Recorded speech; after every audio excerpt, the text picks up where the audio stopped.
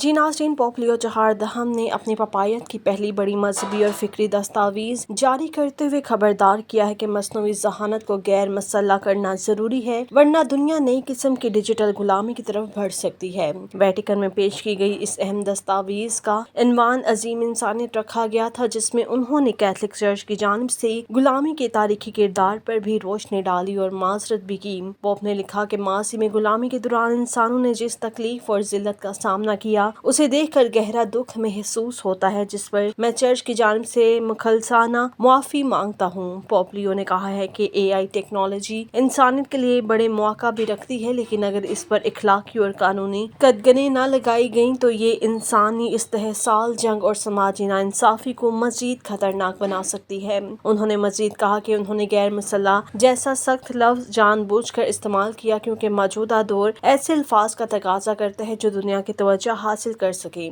دنیا اس وقت ایک ایسے اخلاقی موڑ پر کھڑی ہے جہاں مصنوعی ذہانت کے غلط استعمال سے نئی ڈیجیٹل غلامیاں جنم لے سکتی ہیں۔ پوپ لیو نے خبردار کیا ہے کہ AI کی تیاری اور استعمال میں بھی انسانوں کے استحصال کا خطرہ موجود ہے۔ اگر احتیاط نہ کی گئی تو دنیا ماضی کی غلامی کی طرح ایک نئی شکل کے استحصالی نظام کو معمول سمجھنے لگے گی۔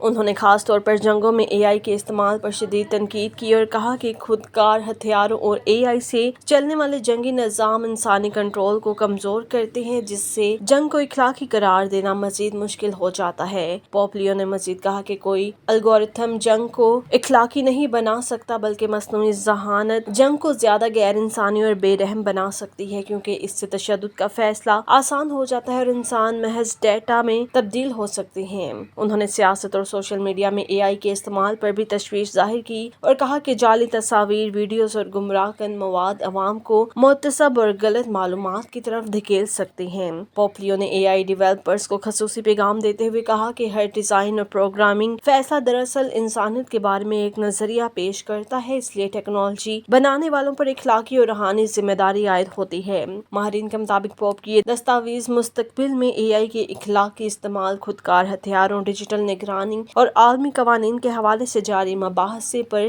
گہرے اثرات ڈال سکتی ہے۔ ویٹیکن میں اس دستاویز کی رونمائی کے موقع پر امریکی AI کمپنی اینتھروپک کے شریک بانی بھی موجود تھے۔ انہوں نے کہا کہ AI سے متعلق سوالات صرف ٹیکنالوجی ماہرین تک محدود نہیں بلکہ پوری انسانیت کے لیے اہم ہیں۔